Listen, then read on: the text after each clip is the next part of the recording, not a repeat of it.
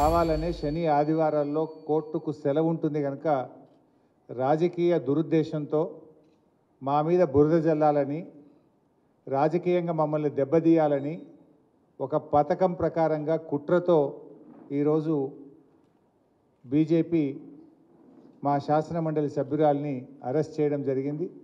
ఈ అరెస్టును తీవ్రంగా ఖండిస్తూ ఉన్నాం. కేంద్ర ప్రభుత్వానికి రాష్ట్ర ప్రభుత్వాలకు ఏదన్నా మాల్ ప్రాక్టీస్ జరిగినప్పుడు, తప్పు జరిగినప్పుడు వాళ్ళు విచారించే అధికారం ఉంటుంది, దర్యాప్తు చేసే అధికారం ఉంటుంది.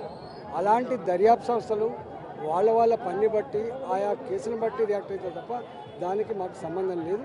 చట్టం తన పని తను చేసుకోకపోతుంది.